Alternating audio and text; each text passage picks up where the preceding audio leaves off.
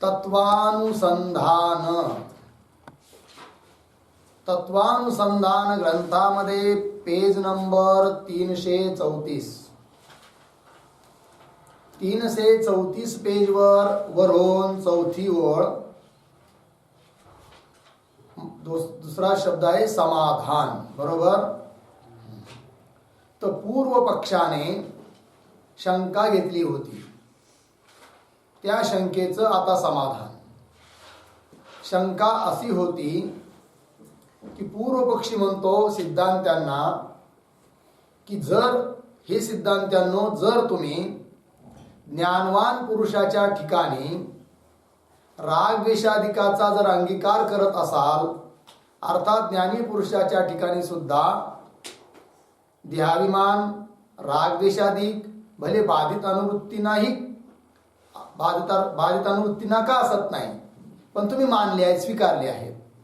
आणि जर ज्ञानी पुरुषाच्या ठिकाणी रागाधिकांचा स्वीकार तुम्ही करता, तर ज्ञानवान जो पुरुष आहे तो त्याचं यथेष्टाचरण आहे की नाही, ते सुद्धा तुम्हाला अंगीकार करावं लागेल. मग जर रागद्वेष त्याच्या ठिकाणी राहू शकतात, यथेष्टाचरण त्याच्या ठिकाणी का राहू शकत नाही?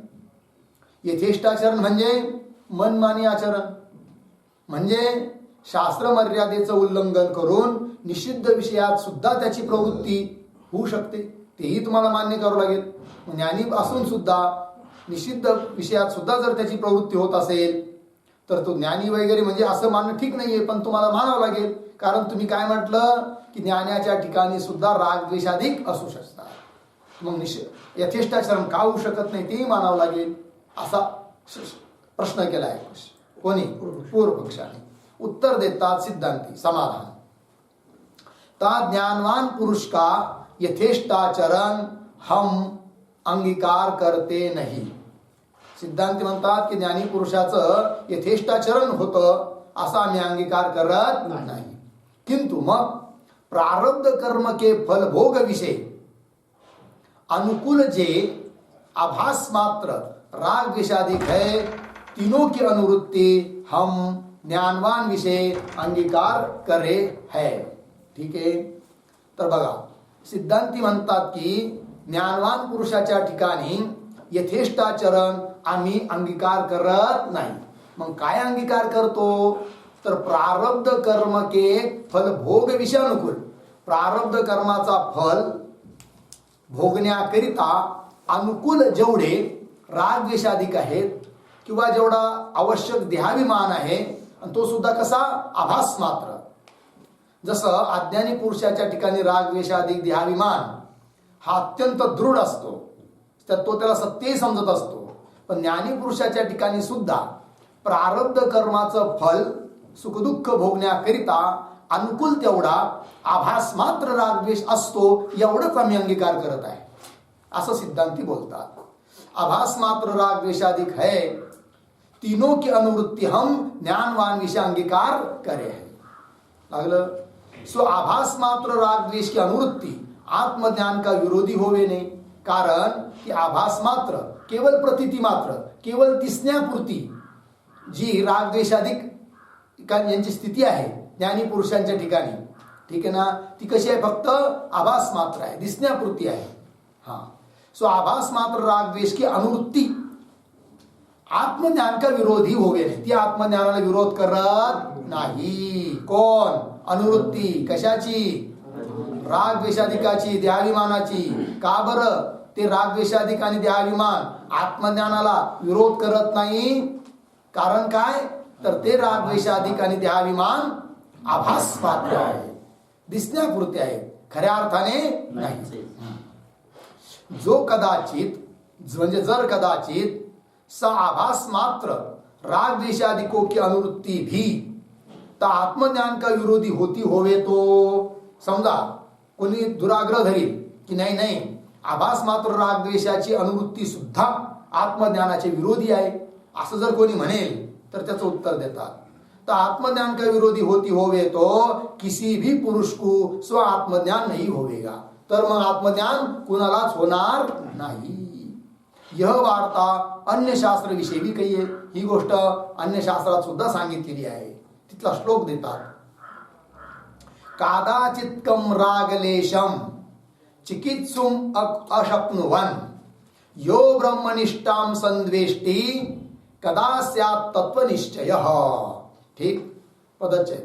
कादाचित्कम रागलेशम चिकित्सितुम अशक्नुवन यह ब्रह्मनिष्ठाम संद्वेष्टि कदा स्यात् तत्वनिश्चय. अन्वय. कादाचित्कम रागलेशम चिकित्सितुम अशक्नुवन यह ब्रह्मनिष्ठाम संद्वेष्टि. पुढे तत्वनिश्चय कदा स्यात्. अर्थ पहा. कादाचित्कम रागलेशम. कादाचित्कम म्हणजे कधी कधी होणारा, तो सुद्धा पूर्ण राग नाही, रागाचा आसक्तीचा लेश, कधी कधी होणारे दोष चित्ताचे. कादाचित्कम रागलेशम चिकित्सुम अशक्नुवन. किंतु तो सुद्धा नष्ट होण्याकरिता जो समर्थ नाही झाला, चिकित्सितुम निवर्तयितुम नष्ट करण्याकरिता अशक्नुवन. एखादा कोणी महात्मा त्याला असं वाटतं की अजिबात आपल्या ठिकाणी राग द्वेष बिलकुल येऊ नये, पण कधी कधी थोडेफार येतातच. आणि मग तो चिंता करतो, काय करावं राव, हे रागद्वेषच अजून आपले नष्ट झाले नाही, काय कामाची आपली ब्रह्मनिष्ठा. द्वेष करू लागला तो. कुणाचा? ब्रह्मनिष्ठेचा. ऐसा नाही ना. अशक्नुवन यह, जो किंचित होणारे कधी कधी होणारे रागाधिक त्यांचा नाश करण्याकरिता समर्थ नाही असा कोणी महात्मा जर ब्रह्मनिष्ठाम संद्वेष्टि ब्रह्मनिष्ठेचा द्वेष करीत असेल तर मग तत्वनिश्चय कदा असात. त्याचा तत्वनिश्चय कधी होईल? अर्थात कधीच होणार नाही. कारण भले दृढ रागद्वेष जरी राहत नसले तरी यत्किंचित कधी कधी रागद्वेष तर अंतःकरणाच्या ठिकाणी दिसणारच. आणि जर कोणी म्हणू लागला की ज्या अर्थी थोडे होईन रागद्वेष आहे त्या अर्थी मला अजून तत्वज्ञान झालंच नाही, द्वेष करू लागला ब्रह्मनिष्ठेचा, तर त्याला मग तत्वज्ञान कधीच होणार नाही असा अर्थ आहे. अर्थात कदाचित कधी कधी रागद्वेष होतात, ते विरोधी नाहीत ब्रह्मनिष्ठेच्या ब्रह्मज्ञानाच्या, हे सांगायचं. अर्थ यह. चित्त विषय कदाचित उत्पन्न हुआ, जो लेश मात्र राग आहे, कधी कधी एखाद्या वेळेस उत्पन्न झालेला जो लेश मात्र राग है, तर राग की निवृत्ती करणे विषय असमर्थ हुआ, त्या रागाची आसक्तीचा नाश करण्याकरिता असमर्थ झालेला जो पुरुष ब्रह्मनिष्ठा विद्वेष करे है. ब्रह्मनिष्ठेचा काय करतो? द्वेष करतो. काय कामाची माझी ब्रह्मनिष्ठा, माझ्या अजून रागद्वेष गेली नाही, असं जर करीत असेल तर तिस पुरुष को कोई काल विषय भी, कोणत्याच कालामध्ये आत्मा का निश्चय होता नाही, आत्मस्वरूपाचा निश्चय त्याला होऊ शकत नाही. याते म्हणून प्रारब्ध कर्म की समाप्ती पर्यंत ज्ञानवान पुरुष विषय सो देहाभिमान तथा रागद्वेषाधिक बाधित अनुवृत्ती करके रहे है, यह सिद्ध भया. एकंदरीत पूर्व पक्षाचं खंडन करून सिद्धांत मतानुसार काय अर्थ सिद्ध झाला त्याचा उपसंहार करत आहे या पंक्तीमध्ये. याते प्रारब्ध कर्म की समाप्तीपर्यंत, जोपर्यंत प्रारब्ध समाप्त होत नाही तोपर्यंत ज्ञानवान पुरुष जरी असला तरी त्याच्या ठिकाणी तो देहाभिमान तथा रागद्वेषाधिक बाधित अनुवृत्ती करके रे आहे. बाधित अनुवृत्ती ना का होईना त्याच्या ठिकाणी हे राहणार, आभास मात्र का होईना राहणार, पूर्णतः निवृत्त होऊ शकत नाही. दृढ नाहीये परंतु बाधित का होईना दिसतातच असतातच, पण ते ज्ञानाला विरोध पण करत नाही. बाधित अनुवृत्ती करके रहे है, यह सिद्ध भया. लागला अर्थ. चला आता पुढे पुन्हा पूर्वपक्षी शंका करतो. शंका. ज्ञानवान पुरुष को जो बाधित देहाभिमान की अनुवृत्ति मानोगे तो शुक्ति साक्षात्कारवान पुरुष को बाधित रजत भ्रम की भी पुनः अनुवृत्ति होनी चाहिए. मागे म्हटलं होतं ना पूर्व पक्षी, जर बाधित अनुवृत्ती तुम्ही मानत असाल ज्ञानाच्या ठिकाणी तर शुक्तीचं ज्ञान झाल्यानंतर रजत भ्रम निवृत्त झालाय, तरी सुद्धा रजत भ्रमाची काय व्हायला पाहिजे? अनुवृत्ती.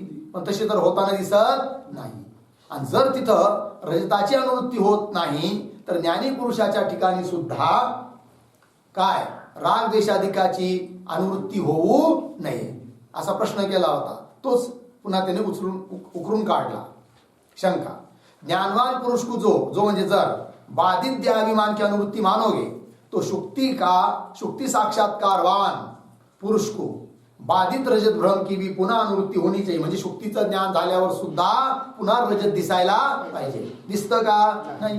आणि जर ते रजत दिसत नाही तर ज्ञानवान पुरुषाला का बरं पुन्हा देहाभिमान व्हावा? होऊच नाही. असा समाधान. शुक्ती विषय जो रजत भ्रम आहे सो निरुपाधिक भ्रम आहे. सिद्धांती म्हणतात बाबा रे, शुक्तीच्या ठिकाणचा रजताचा जो भ्रम आहे तो निरुपाधिक भ्रम आहे. आणि देहाधिक प्रपंचाचा जो भ्रम आहे, कर्तृत्वाधिकाचा जो भ्रम आहे, मी करताय वगैरे, देह वगैरे मी आहे, अशा स्वरूपाचा जो भ्रम आहे तो भ्रम कसा आहे? सोपाधिक आहे. आणि सोपाधिक भ्रमाचं वैशिष्ट्य काय असतं की जरी अधिष्ठानाचं ज्ञान झालं तरी उपाधी असेपर्यंत त्या भ्रमातली वस्तूची प्रतीती येतच असते असा अर्थ. समाधान. शुक्तीविषयी जो रजत भ्रम आहे सो निरुपाधिक भ्रम है, म्हणून तिथं रजताची अनुवृत्ती होत नाही. याते ता शुक्ति के ज्ञान को ता रजत भ्रम की निवृत्ती करने विषय कोई प्रतिबंधक नहीं है. म्हणून तिथं ते शुक्तीचं ज्ञान रजत भ्रमाची निवृत्ती करून टाकतं.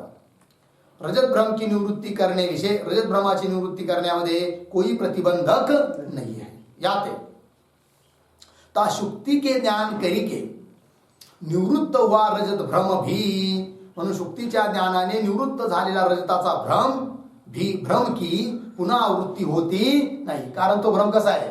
निरुपाधिक भ्रम आहे. और यह देहाभिमानाधिक तो सोपाधिक भ्रम आहे. परंतु देहाचा अभिमान, कर्तृत्व, भोक्तृत्व याचा अध्यास हे कोणते अध्यास आहे? सोपाधिक अध्यास आहे. स्फटिक रजत काय? लोहित स्फटिक या दृष्टांताप्रमाणे. और यह देहाभिमानाधिक तो सोपाधिक भ्रम है. तहा प्रारब्ध कर्मही उपाधी रूप आहे. पूर्व पक्षी म्हणला होता ना, जर याला तुम्ही सोपाधिक भ्रम म्हणत असाल तर उपाधीत काही दिसत नाही. कारण उपाधी होऊन काय होईल म्हणे की अज्ञान किंवा अज्ञानाचं कार्य. ज्ञान झाल्यामुळे तर अज्ञान आणि अज्ञानाच्या कार्याची निवृत्ती झालेली आहे, अर्थात उपाधी नाही. आणि उपाधी नसल्यामुळे देहाधिकाचा अभिमानाला सोपाधिक भ्रम म्हणता येत नाही असा बोलला होता कोण? पूर्व पक्ष. तर त्याचं उत्तर देतात की बाबा रे, देहाधिकाचा अभिमान होण्याकरिता उपाधी म्हणून अज्ञान किंवा अज्ञानाचं कार्य नाही आहे. मग कोण आहे उपाधी? अज्ञानाचं एक प्रकारे कार्य आहे, पण कोण? प्रारब्ध उपाधी आहे. ठीक. पंक्ती पहा. ता प्रारब्ध कर्म उपाधी रूप आहे. याते आणि ते प्रारब्ध आत्मज्ञानाने निवृत्त होत नाही, ते भोगूनच समाप्त होतं. आणि म्हणून प्रारब्ध कर्मरूप उपाधी असेपर्यंत देहाधिकाचा बाधित अनुवृत्ती ना का होईना, पण ज्ञानाच्या ठिकाणी अभिमान हा राहणार. ता प्रारब्ध कर्म उपाधी रूप है. याते आत्मज्ञान करिके, आत्मज्ञानाच्या द्वारे अज्ञान के निवृत्त हुए भी, अज्ञान जरी निवृत्त झालं तरी देखील ता प्रारब्ध कर्मरूप उपाधी की स्थितीपर्यंत, प्रारब्ध कर्मरूप उपाधी जोपर्यंत आहे तोपर्यंत ज्ञानवान पुरुष विषय, ज्ञानी पुरुषाच्या ठिकाणी बाधित अनुवृत्ती रूपते, बाधित अनुवृत्ती रूपाने तीन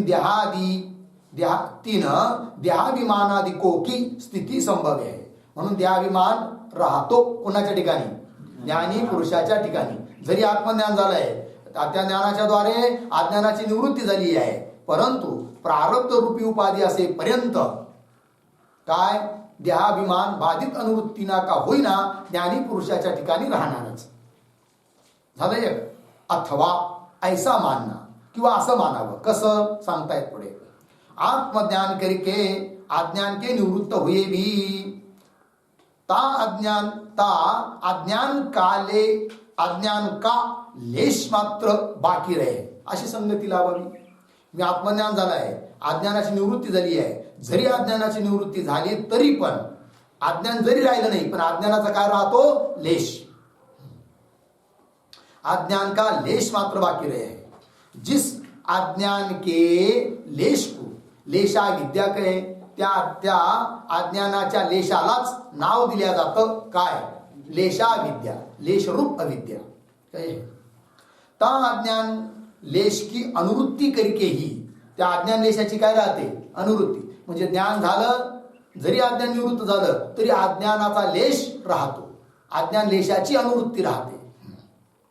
ता अज्ञान लेश की अनुवृत्ती करके ही ज्ञानवान पुरुष को सो प्रारब्ध कर्म का भोग होवे. त्या अज्ञानाच्या लेशाने ज्ञानी पुरुषाला सुद्धा प्रारब्ध कर्माचा भोग होतो. अशी संगती लावावी. यह वार्ता अन्य शास्त्र विषयी भी कही आहे. अन्य शास्त्रात सुद्धा अशी गोष्ट आलेली आहे. कुठं? श्लोक सांगतात, पहा श्लोक. द्वैत छाया रक्षणायास, काय? द्वैत छाया रक्षणायास अस्तिलेश अस्मिन अर्थे स्वानुभूती प्रमाण. अच्छा, असंच आहे. पंक्ती पहा. द्वैत छाया पदचे, द्वैत छाया रक्षणाय अस्ति लेशः च अस्मिन अर्थे स्वानुभूति प्रमाणम. अन्वय. द्वैत छाया रक्षणाय लेशः अस्ति च अस्मिन अर्थे स्वानुभूति प्रमाण. ठीक. पंक्ती पहा. द्वैत छाया म्हणजे आत्मज्ञान झाल्यानंतर अद्वैत स्थिती प्राप्त झाली आहे त्या जीवनमुक्त महात्म्याला, तरी सुद्धा बसणं उठणं खाणं पिणं हा द्वैताचा आभास राहतो. त्या द्वैत आभासालाच म्हटलं आहे द्वैत छाया. तर आभास मात्र जे द्वैत, त्याच्या रक्षणाकरिता लेशः अस्ति. लेश म्हणजे अविद्याचा लेश आहे देह पडेपर्यंत. म्हणजे याच्याकरिता प्रमाण काय? अस्मिन अर्थे, या अर्थामध्ये स्वानुभूती प्रमाण, आपल्या अनुभूतीच प्रमाण आहे. कारण ज्ञान झाल्यावर सुद्धा देहाची प्रतीती येते, खाणं पिणं बसणं उठणं सारा व्यवहार घडतो. मग का घडतो आहे की नाही? तर त्याला कारण काय? जरी अविद्या निवृत्त झाली तरी अविद्येचा लेश मात्र राहतो आणि त्या लेशाच्या सामर्थ्याने प्रारब्ध कर्माचा फलभोग घडतो. असा पुढे अर्थ. या वाक्याचा अर्थ पण देऊ राहिले.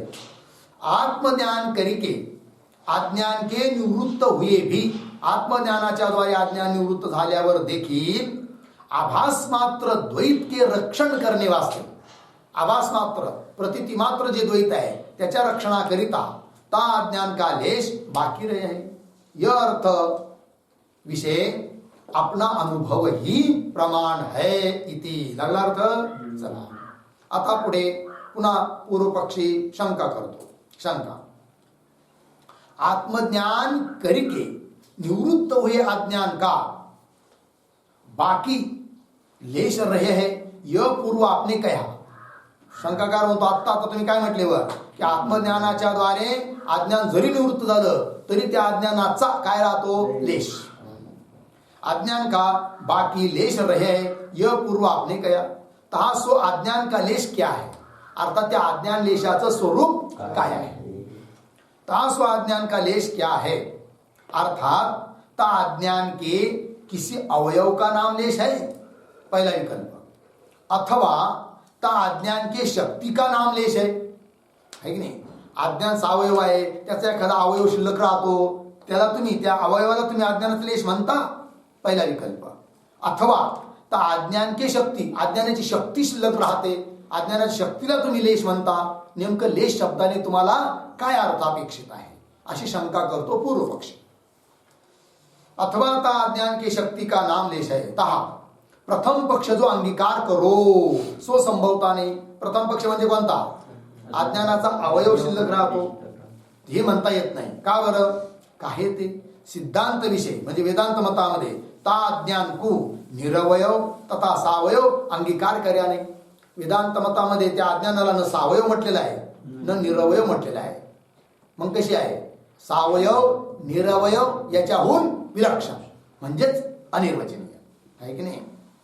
विविध चुडामंदी मध्ये गेलाय ना, खूप सुंदर श्लोक गेलाय. सांगा नंगा काहीतरी, हा सांगापी अनंगापी उभयापी न सांग आहे म्हणजे अवयववाली आहे, न अवयव रहित आहे, न उभयात्मक आहे. हा तसं मोठा श्लोक आहे, सुंदर श्लोक आहे फार. काहे ते सिद्धांत विषयता अज्ञान को निरवयव तथा सावयव अंगीकार कर्या नाही. किंतु मग दोनों ते विलक्षण अनिर्वचनीय अंगीकार करे आहे. आणि मग जर अशी आहे ती अविद्या, तर तिचा एक अवयव शिल्लक राहतोय म्हणता येईल का? नाही. म्हणजे पहिला विकल्प म्हणता येत नाही. और आता पुढे पहा. और पुढे काय?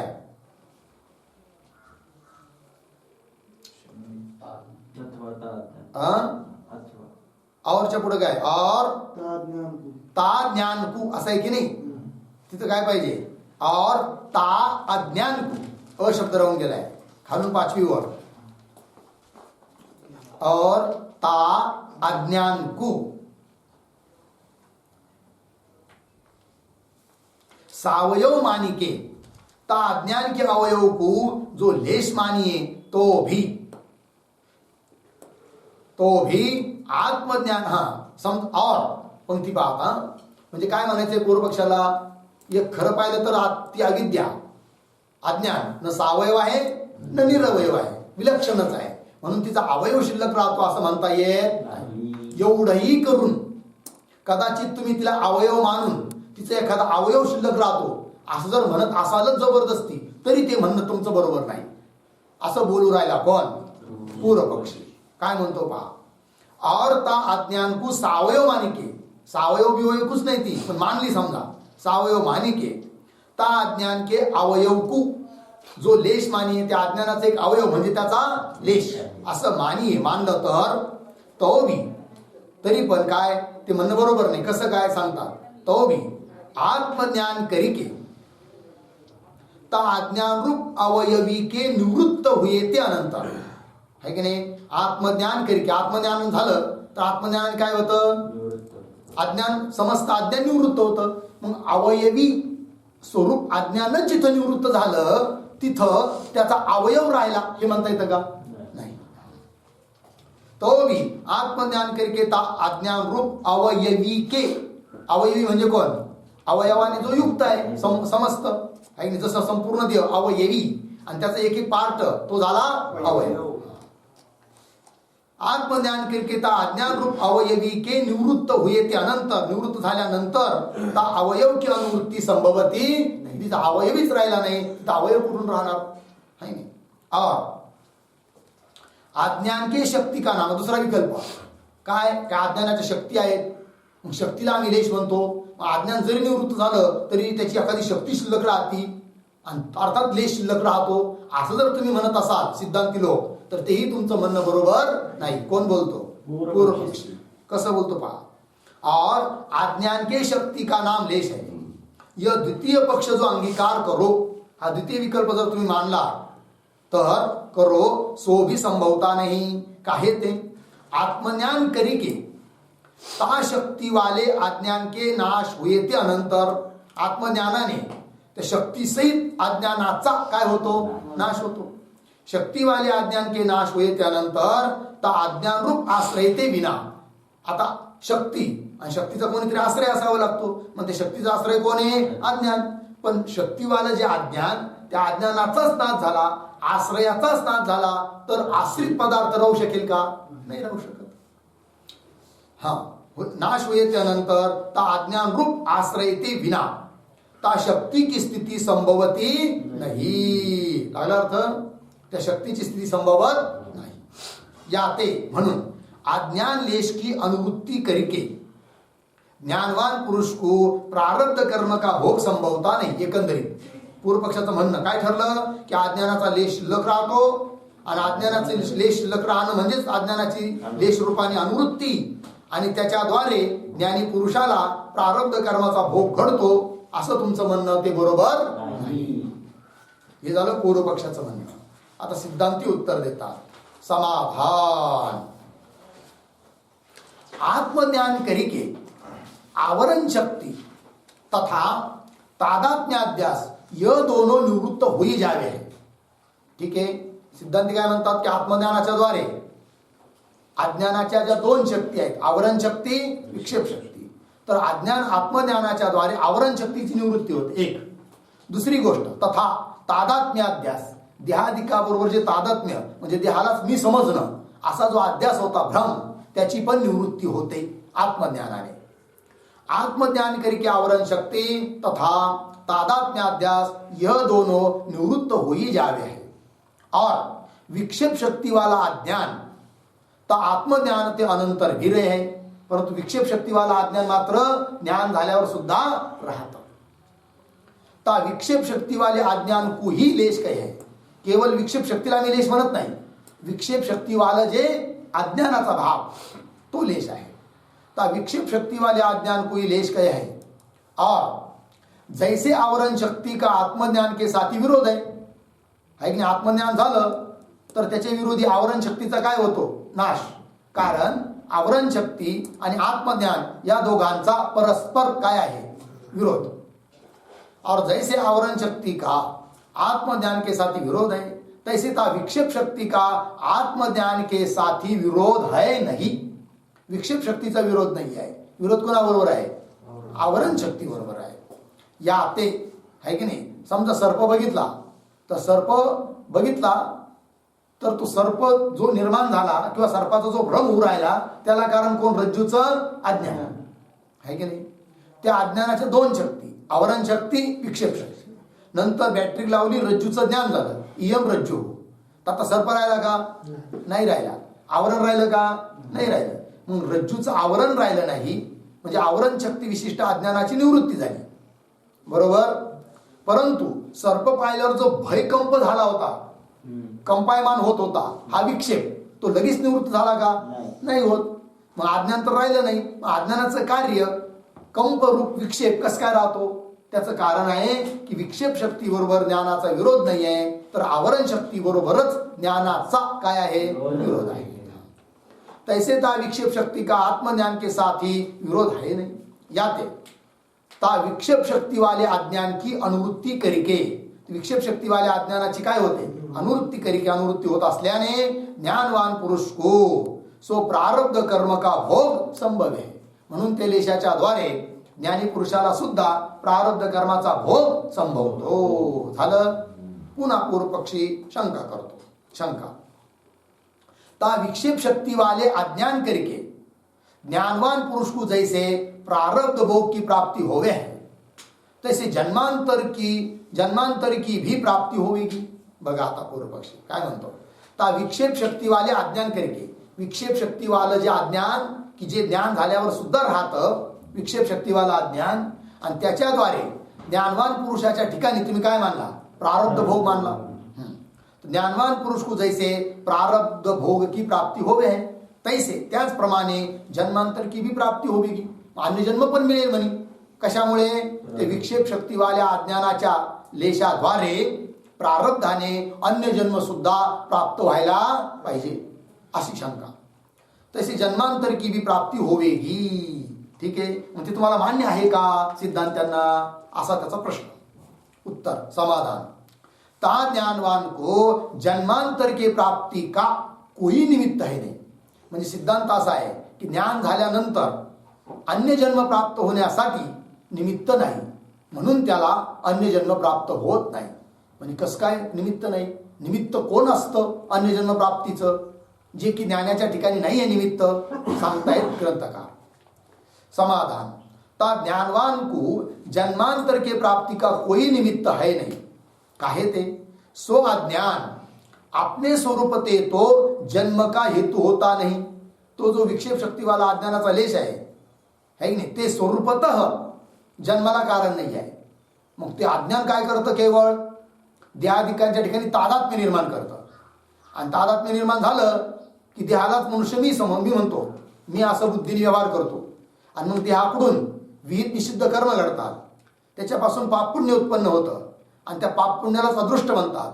आणि त्या पाप पुण्यरूप अदृष्टाच्या द्वारे अन्य जन्माची प्राप्ती होत असते. अज्ञान साक्षात कारण नाही कशाला, अन्य जन्म प्राप्त होण्याला. म्हणून विक्षेप शक्तीरूप अज्ञानाचा लेश राहिला तरी सुद्धा अन्य जन्म प्राप्त होणार नाही. कारण देहादिकाबरोबर तादात्म्य करविणारा तो विक्षेप शक्तीरूप लेश नाही आहे, आवरण शक्तीरूप लेश आहे, आणि तो तर ज्ञानाने निवृत्त झाला आहे. पंक्ती पहा. समाधान. ता ज्ञानवान को जन्मांतर के प्राप्ति का कोई निमित्त है नहीं. काहे ते, स्व अज्ञान अपने स्वरूप ते तो जन्म का हेतु होता नहीं. किंतु मग धर्म अधर्म यह दोनों ही इस पुरुष के जन्म के हेतु हुए। पुरुषाला जन्माला कारण कोण? धर्म अधर्म।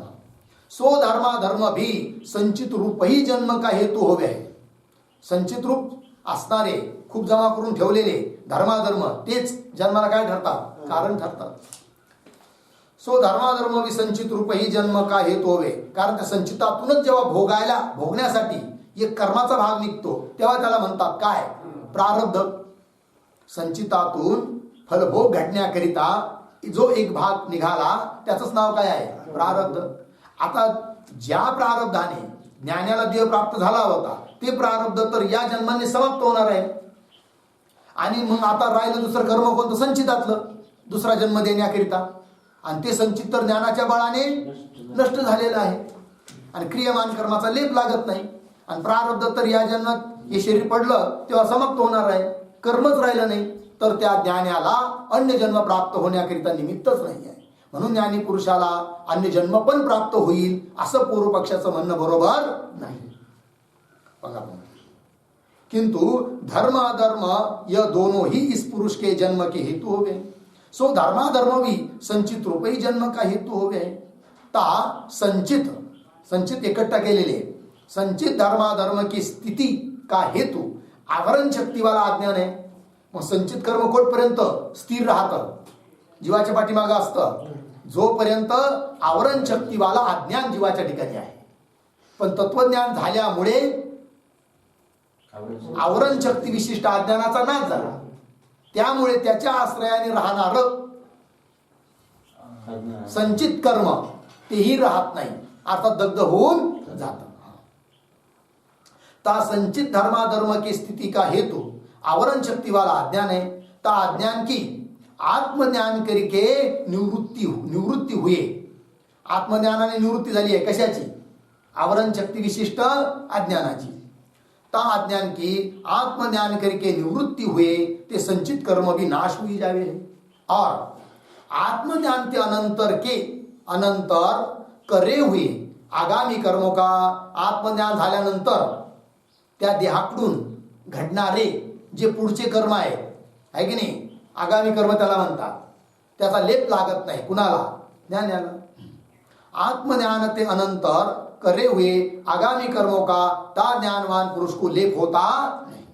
और प्रारब्ध कर्मों का भोग करके नाश होवे है। संचित जळालं, आगामी कर्माचा लेप लागत नाही, प्रारब्ध भोगून संपणार आहे, मग आता कर्मच राहिलं नाही तर कोणत्या कर्माने ज्ञानाला जन्म प्राप्त होईल? अर्थात जन्म प्राप्त होणारच नाही। और प्रारब्ध कर्मों का भोग करके नाश होवे है। इस प्रकार शरीर के आरंभक म्हणजे शरीराची प्राप्ती ज्या कर्माने होते असं कर्मच राहिलं नाही। इस प्रकार शरीर के आरंभक कारण क्या भावते ज्ञानवान पुरुष को जन्मांतर की प्राप्ति संभवे नहीं, ज्ञानाला अन्य जन्म घ्यावा लागत नाही। और जैसे अग्नि करके दग्ध करया हुआ व्रीहवादिक बीज तृप्ति का हेतु हुआ भी अंकुर का हेतु होता नहीं। समजा बीज आहे, बी भाजलं, भाजल्यानंतर त्या बीजापासून भर्जित बीजापासून अंकुर उत्पन्न होतो का? पेरलं तर उगतं का? ते नाही उगत। पण दळलं, त्याची भाकर बनवली तर तृप्तीला कारण आहे की नाही? आहे। जैसे अग्नि करके दग्ध करया हुआ व्रीहवादिक बीज तृप्ति का हेतु हुआ भी अंकुर का हेतु होता नहीं, तैसे सो विक्षेप शक्ति वाला अज्ञान है की नाही, या जन्मात प्रारब्ध भोगविण्यासाठी कारण असलं तरी अन्य जन्मासाठी कारण होत नाही। कोण? विक्षेप शक्ति वाला अज्ञान। पंक्ति पहा, तैसे सो विक्षेप शक्ति वाला अज्ञान इस ज्ञानवान पुरुष के प्रारब्ध कर्म के फलभोग विषय, या ज्ञानी पुरुषाचं जे प्रारब्ध कर्म आहे त्याचा फलभोग देण्यामध्ये उपयोगी असे विषय दर्शन का हेतु हुआ भी है की नाही। प्रारब्ध कर्माचं फल भोगण्याकरिता उपयोगी असे जे विषय, त्या विषयाचं दर्शन होण्याकरिता जरी कारण असला कोण?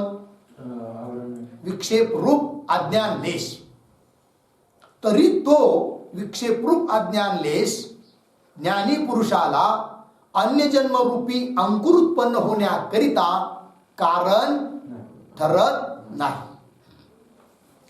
लागली पंक्ति. तैसे सो विक्षेप शक्ति वाला अज्ञान इस ज्ञानवान पुरुष के प्रारब्ध कर्म के फल भोग विषय उपयोगी विषय दर्शन का हेतु हुआ भी जन्मांतर का हेतु होता नहीं. कौन? विक्षेप शक्ती वाला अज्ञान लेश. ठीक आहे. जसं भाजलेलं बी जरी इथं तृप्तीला कारण असलं तरी अंकुर उत्पत्तीला कारण नाही आहे, त्याप्रमाणे. और आत्मज्ञान करके तावरण शक्ति वाले अज्ञान की निवृत्ति काल विषय. पंक्ती लागली. पंक्ती पाच चला. और आत्मज्ञान करके आत्मज्ञानाच्या द्वारे आवरण शक्ती वाले अज्ञान की निवृत्ती काल विषय. आवरण शक्ती वाला जे अज्ञान त्या अज्ञानाच्या निवृत्ती कालामध्ये, आवरण शक्तीवाला अज्ञान ज्या काळात निवृत्त झालं त्या कालामध्ये जिस प्रारब्ध कर्मने, तिथं काय कर्मना, हा तिथं पाहिजे कर्मने,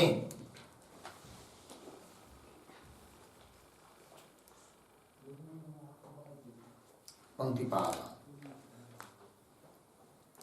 जिस प्रारब्ध कर्मने अपने फल भोग देने वास्ते, अपना फल भोग देण्याकरिता ता विक्षेप शक्ति वाले अज्ञान लेश का रक्षण कर्या था, तिस प्रारब्ध कर्म रूप प्रतिबंधक के निवृत्त हुए ते अनंतर सो अज्ञान लेश आपही निवृत्त होई जावे.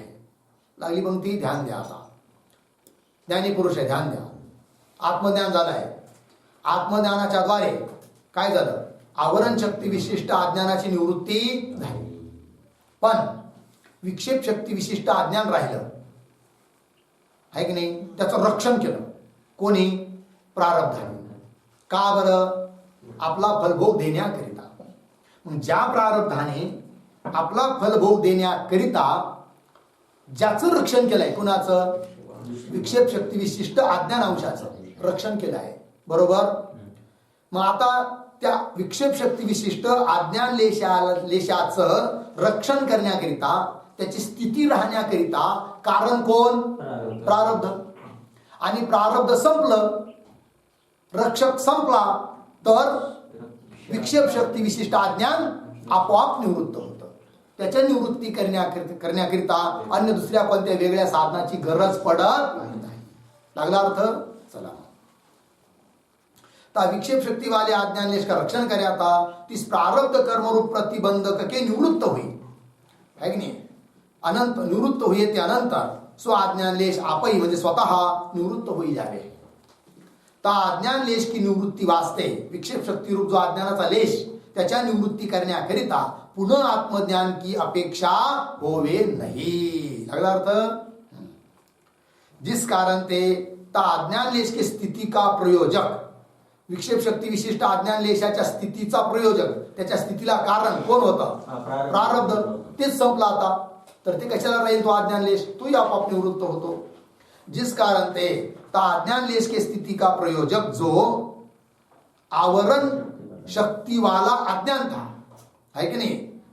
अज्ञानाचा लेश, जिस कारण ते ता अज्ञान लेश की स्थिति का प्रयोजक जो आवरण शक्ति वाला अज्ञान था, सो पूर्व ही आत्मज्ञान करके निवृत्त हुई गया है.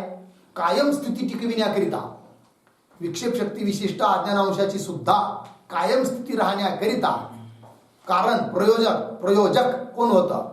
आवरण शक्ती विशिष्ट अज्ञानांश. आणि तो तर आत्मज्ञानाने निवृत्त झालाय. मग तोही निवृत्त झाला.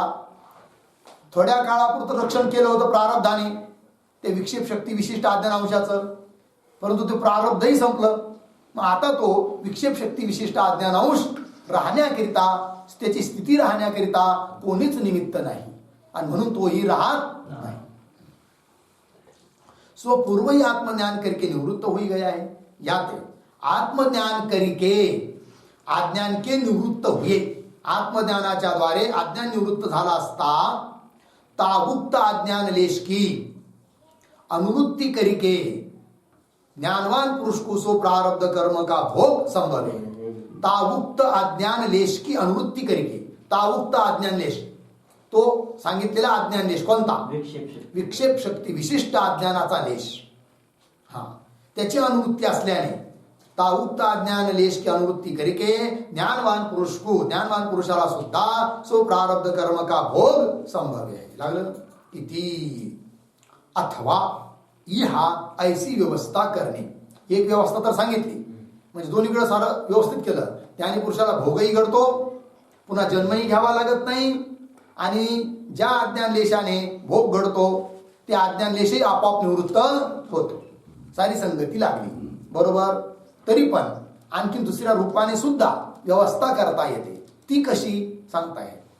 अथवा ह्या ऐसी व्यवस्था करणे. काय. आत्मा का आवरण तथा अहंकारादिकों के साथी आत्मा का तादात्म्याध्यास, यह दोनों केवल अज्ञान करके ही करे हुए है. कोणती पहा. काय काय. आत्मा का आवरण नंबर 1, आत्म्याचं आवरण 1.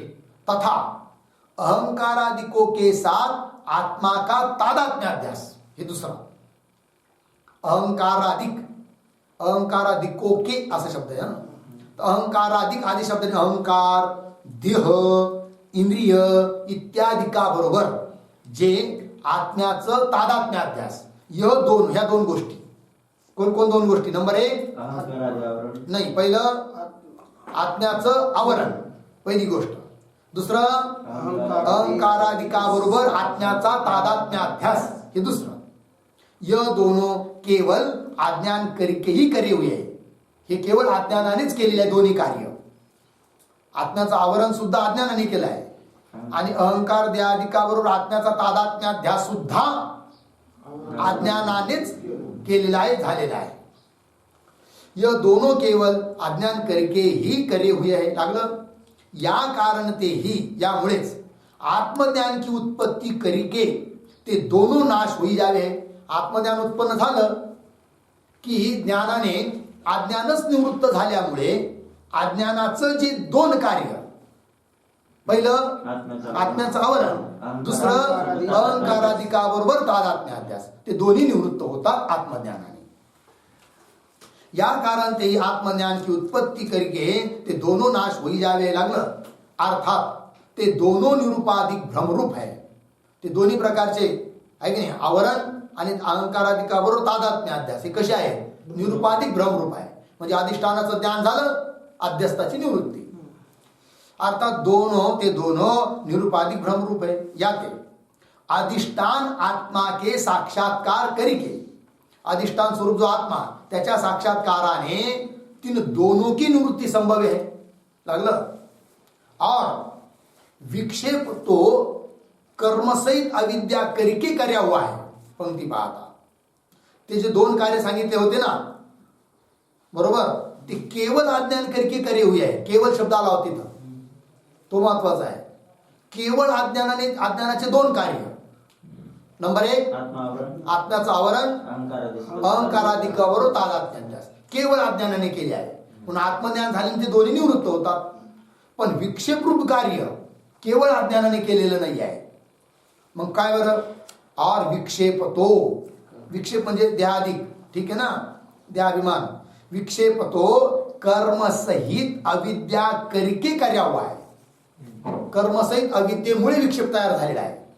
ठीक. कर्मसहित अविद्या करके कर्या हुआ है.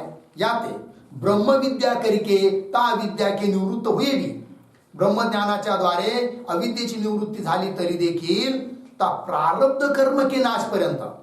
कारण विक्षेप म्हणजे देह, देहाभिमान हा कुणामुळे केलाय. केवळ अज्ञानाने नाही केलेला, कर्मसहित अविद्येने केलाय. कर्म म्हणजे प्रारब्ध कर्म. प्रारब्ध कर्म सहित अविद्येच्या द्वारे देहाभिमानाधिक विक्षेप तयार झालेला आहे. बरोबर. आणि म्हणून त्या विक्षेपाची निवृत्ती केवळ अज्ञानाच्या निवृत्तीने होत नाही. कारण त्या विक्षेपाला कारण केवळ अज्ञान नाही, कर्मसहित अज्ञान आहे. मग ते प्रारब्ध कर्म जेव्हा समाप्त होईल तेव्हाच पुढं तो विक्षेप देखील निवृत्त होईल. लागली पंक्ती बघा किती सुंदर सांगितलं. और विक्षेप तो कर्म सहित अविद्या करके कर्या हुआ है. कर्म म्हणजे प्रारब्ध कर्म. याते ब्रह्म विद्या करके, केवळ ब्रह्मविद्येने ता अविद्या के निवृत्त हुए भी, अविद्या निवृत्त झाली तरी देखील तर प्रारब्ध कर्म के नाश पर्यंत, प्रारब्ध कर्माचा नाश जोपर्यंत होत नाही तोपर्यंत सो विक्षेप नाश होता नाही. कारण तो विक्षेप केवळ अज्ञानाने तयार झालेला नाहीये, प्रारब्ध सहित अज्ञान आणि अविद्येने तयार झालेला आहे. त्यातली अविद्या जरी निवृत्त झाली तरी प्रारब्ध शिल्लक असल्यामुळे विक्षेप समाप्त होत नाही, नाश होता नाही. ता विक्षेप कु सोपाधिक भ्रमरूपता होणे ते, हेच ना. ता विद्या के निवृत्त हुए भी ता प्रारब्ध कर्म के नाश पर्यंत सो विक्षेप नाश होता नहीं. का बरं? ता विक्षेप को सोपाधिक भ्रमरूपता होणे ते. तो विक्षेप कसा आहे? सोपाधिक भ्रमरूप आहे. तिथे उपाधी कोण? प्रारब्ध. प्रारब्ध रूप उपाधी असेपर्यंत त्या भ्रमाची प्रतीती, विक्षेपाची प्रतीती होतच राहणार असं. तहा कर्मसहित विक्षेप शक्तीवाला अज्ञान ही उपाधी आहे. उपाधी कोण? प्रारब्ध कर्मसहित विक्षेप शक्तीवाला अज्ञान हीच आहे कोण? उपाधी. ती जोपर्यंत आहे तोपर्यंत ज्ञान झालं तरी देहादिकांची प्रतीती येणार. बाधित अनुवृत्तीने भोग देखील घडणार, बाधित अनुवृत्तीने देहाभिमान भी राहणार. ता कर्म सहित विक्षेप शक्ति वाला अज्ञान ही उपाधि है. और जिस काल विषय फल भोग करके सो प्रारब्ध कर्म नाश होवे है, ज्या कालात फल भोगून फल देऊन ते प्रारब्ध कर्म नष्ट होतं, तीस काल विषय त्या कालामध्ये सो विक्षेप शक्तीवाला अज्ञान आपही नाश होई जावे. म्हणून ते विक्षेप शक्तीवाला अज्ञान आपोआपच काय होतं? नष्ट होऊन जातं. प्रारब्ध संपल्यावर नाश होई जावे. ताकी निवृत्ती वास्ते ज्ञान की वा योग की अपेक्षा होती नाही. ते विक्षेप शक्तीवाल्या अज्ञानाची निवृत्ती करण्याकरिता अन्य पुन्हा ज्ञान प्राप्त करण्याची गरज नाही आहे किंवा योग वगैरे साधना करण्याची गरज नाही. ताकी निवृत्ती वास्ते ज्ञान किंवा योग की अपेक्षा होती नाही. लागलं ना. पुढे उदाहरण देऊन सांगतात. जैसे तैल वर्ती के नाश हुए ते अनंतर प्रदीप आपही नाश होई जावे है. ज्याप्रमाणे दिवा लावला आहे, दिव्यामध्ये तेल आहे, वरती म्हणजे वात आहे. जेव्हा तेल वात नष्ट होते तेव्हा दिवा आपोआप नष्ट होतो. जैसे तैल वर्ती के नाश हुए त्यानंतर प्रदीप आपही नाश हुई जावे, तैसे आत्मज्ञान करके ता आवरण शक्ती वाले अज्ञान के निवृत्त हुए. आत्मज्ञान झालं ते आवरण शक्ती वाला अज्ञान काय होतं? निवृत्त होतं. आणखीन काय निवृत्त होतं? तथा संचित कर्मों के निवृत्त हुए. आत्मज्ञान फल भोग करके प्रारब्ध कर्म के निवृत्त हुए. फल भोग देऊन प्रारब्ध कर्म सुद्धा काय होतं? निवृत्त होतं. निवृत्त हुए सो विक्षेप शक्ती वाला अज्ञान आपही निवृत्त होई जावे. या साऱ्यांचीच निवृत्ती होत होत होत होत गेली. विक्षेप शक्तीवाला अज्ञान त्याची स्थिती राहण्याकरिता कोणीच कारण राहिलं नाही. म्हणून विक्षेप शक्तीवाला अज्ञान सुद्धा काय होऊन जातं? निवृत्त होतं. लागली पंक्ती? पुन्हा पाहती पंक्ती. तैसे आत्मज्ञान करके आवरण शक्ति वाले अज्ञान के निवृत्त हुए तथा संचित कर्मों के निवृत्त हुए तथा फलभोग करके प्रारब्ध कर्म के निवृत्त हुए सो विक्षेप शक्ति वाला अज्ञान आप ही म्हणजे स्वतः निवृत्त हुई जावे. यह उक्त अर्थ अन्य ग्रंथ विषयी भी कया है. अन्य ग्रंथामध्ये सुद्धा हा अर्थ सांगितलेला आहे. तिथला श्लोक देतात. अविद्यावृत्ती तादात्म्ये विद्यैव विनश्यतः विक्षेपस्य स्वरूपं तु प्रारब्ध क्षयमीक्षते. पदच्छेद. अविद्यावृत्ती तादात्म्ये विद्यया एव विनश्यतः विक्षेपस्य स्वरूपं तु प्रारब्ध क्षयम ईक्षते. अन्वय सरळ आहे. अर्थ पहा. अविद्यावृत्ती तादात्म्य दोन गोष्टी याच्यात. अविद्यावृत्ती आवृत्ती, आवृत्ती म्हणजे आवरण, अविद्येचं आवरण एक, आणि तादात्म्य द्याधिकाबरोबर तादात्म्य दोन झाले की. अविद्यावृत्ती तादात्म्य हे दोन्ही गोष्टी विद्येया एव विद्येच्या द्वारेच विनश्यत नष्ट होतात दोन्ही. विक्षेपस्य स्वरूपम तू, पण विक्षेपाचं स्वरूप तर प्रारब्ध क्षय विक्षेप. अर्थात विक्षेप तसा निवृत्त होत नाही, तो वाट पाहत राहतो. कुणाची? प्रारब्धाच्या क्षयाची. प्रारब्ध संपलं की तो विक्षेप सुद्धा निवृत्त होतो. विक्षेपस्य स्वरूपम तो प्रारब्ध क्षयम ईक्षते. लागला अर्थ? ईक्षते म्हणजे अपेक्षा करतो प्रारब्धाच्या क्षयाची. विक्षेप अर्थ यह, अविद्याकृत आवरण एक, तथा अहंकार आदिकों के साथ ही आत्मा का तादात्म्याध्यास, ये दोनों, यह दोनों तो अहम ब्रह्मास्मि या प्रकार की विद्या करके ही नाश होवे. अहम ब्रह्मास्मि अशा प्रकारची विद्या उत्पन्न झाली तर या दोघांची काय होते, निवृत्ती होते, नाश होते. और विक्षेप का स्वरूप तो प्रारब्ध कर्म के नाश को देखता है. विक्षेप तसा नष्ट होत नाही, तो सारखं पाहत राहतो, प्रारब्ध किती राहिलं किती राहिलं किती राहिलं, आणि असं प्रारब्ध समाप्त झालं की तो स्वतःही निवृत्त होतो. विक्षेप का स्वरूप तो प्रारब्ध के नाश को देखता है, अर्थात प्रारब्ध कर्म के नाश ते पूर्व सो विक्षेप का स्वरूप नाश होता नाही. प्रारब्ध कर्म संपल्यावरच त्या विक्षेपाचा काय होतो, नाश. किंतु ता प्रारब्ध कर्म के नाश ते अनंतरही नाश होवे है इति. अर्थ देहाधिक विक्षेपाचा नाश प्रारब्ध संपल्यावरच होतो, केवळ ज्ञानाने होत नाही. याते यह सिद्ध भया काय, ज्ञानवान पुरुष को जो विषयों का अनुभव होवे है सो स्फटिक विषय लोहित भ्रम की न्यायी सोपाधिक भ्रम है. ज्ञानवान पुरुषाला विषयाचा अनुभव होतो की नाही, भ्रमच आहे तो, पण कोणता, सोपाधिक भ्रम. सोपाधिक भ्रम म्हणजे कसा, अधिष्ठानाचं ज्ञान झालं तरी देखील भ्रमाची प्रतीती येत असते, त्याला म्हणायचं काय, सोपाधिक भ्रम. याते सो विषयानुभव ता आत्मसाक्षात्कार का विरोधी नाही. आत्मसाक्षात्कार ज्याला झालाय असा ज्ञानी पुरुषाला सुद्धा काय, प्रारब्धाच्या निमित्ताने विषयाचा अनुभव होतो. तो विषयाचा अनुभव आत्मज्ञानाच्या विरोधी नाही. याते आत्मज्ञान करके अज्ञान की निवृत्त हुए त्यानंतर आत्मज्ञानाच्या द्वारे अज्ञान निवृत्त झालं तरी देखील नंतर अनंतर प्रारब्ध कर्मने प्राप्त करे हुए अन्नपानादिक विषयों को अनुभव करता हुआ ज्ञानवान पुरुष अखंड एक रस सचिदानंद ब्रह्म रूप ते स्थित होवे है. लागली पंक्ती पुन्हा पहा. याते आत्मज्ञान करके अज्ञान की निवृत्त हुए, आत्मज्ञानाने काय झालं, अज्ञानाची निवृत्ती झाली. त्याच्यानंतर प्रारब्ध कर्मने, प्रारब्ध कर्माच्या द्वारे प्राप्त करे हुए, प्राप्त करून दिलेले अन्नपानादिक विषय, त्या विषयाचा अनुभव करता हुआ ज्ञानी त्या विषयाचा काय करतो, अनुभव घेतो. प्रारब्धाने, प्रत्येकाचं प्रारब्ध भिन्न भिन्न आहे, आपापल्या प्रारब्धानुसार न्यूनाधिक विषय प्राप्त असू शकतात. एखाद्या ज्ञानाला जास्त विषय प्राप्त असतील, एखाद्याला कमी प्राप्त असतील. ठीक आहे, एखाद्याला रोज रसगुल्ले, गुलाबजामू, खीर, पकोडी भेटत असेल, एखाद्याला बिचाऱ्याला 4-4 दिवसाची शिळी मधुकरीच खायला भेटत असेल. पण काही का होईना प्रारब्धाने प्राप्त असणारे जे विषय भोग त्याचा अनुभव घेतो कोण, ज्ञानी.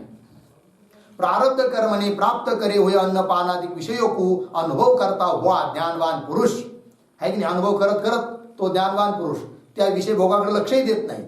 शरीराच्या रक्षणाकरिता फक्त त्याचा आवश्यक तेवढा उपभोग घेतो, परंतु त्याचा मुख्य लक्ष कुठं आहे, त्याला भान कशाचं आहे, हमेशा 24 तास अखंड, की ज्याच्यात बिलकुल खंड नाही आहे. देश परिच्छेद नाही, काल परिच्छेद नाही, वस्तू परिच्छेद नाही, अखंड एक रस सचिदानंद ब्रह्म रूप ते स्थित होवे है कोण, ज्ञानी. ब्रह्म रूपाने स्थित राहतो ज्ञानी. यह पूर्वोक्त आत्मज्ञान का फल संभव आहे. हेच आत्मज्ञानाचं काय आहे फल. आत्मज्ञानाचं फल काय, ब्राह्मी स्थिती, हेच आत्मज्ञानाचं फल आहे. अखंड एक रस आनंद स्वरूप ब्रह्मस्थितीमध्ये राहता येणं. ठीक आहे. सो यह उक्त फल शारीरिक मीमांसा शास्त्र के म्हणजे ब्रह्मसूत्राच्या चतुर्थ अध्याय के पठन करके सिद्ध होवे. ब्रह्मसूत्राचा 4था अध्याय जर वाचला, अभ्यास केला, चिंतन केलं तर हे ब्राह्मी स्थिती रूप फल सिद्ध होतं. चतुर्थ अध्याय के पठन करके सिद्ध होवे. ता शारीरिक मीमांसा शास्त्र के प्रथम अध्याय के पठन करने ते श्रवण की सिद्धी होवे. ब्रह्मसूत्राचा पहिला अध्याय जर अभ्यासला तर श्रवण सिद्ध झालं. और द्वितीय अध्याय के पठन करने ते मनन की सिद्धी होवे आहे. ब्रह्मसूत्राचा दुसरा अध्याय शिकलं तर सिद्ध झालं काय, मनन. और तृतीय अध्याय के पठन करने ते निधिध्यासन की सिद्धी होवे आहे.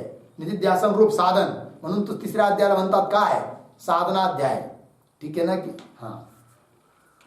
और पहिल्या अध्यायाचं नाव आहे समन्वय अध्याय, दुसऱ्या अध्यायाचं नाव आहे विरोध परिहार अध्याय, तिसऱ्या अध्यायाचं नाव साधनाध्याय आणि चौथ्या अध्यायाचं नाव फलाध्याय। और तृतीय अध्याय के पठन करने ते निधिध्यासन की सिद्धि हो गए और चतुर्थ अध्याय के पठन करने ते आत्म साक्षात्कार रूप फल की सिद्धि हो गया है। लागलं यह पूर्वोक्त प्रकार सांप्रदायिक आचार्य माने है इति। झालं एवढं। आता याच्यावर दुसरे काही ग्रंथकार वेगळं चिंतन करतात, वेगळं सांगतात। काय सांगतात ते ग्रंथकार त्याचा विचार आपण उद्या करू। ओम पूर्णमदः पूर्णमिदं पूर्णात् पूर्णमुदच्यते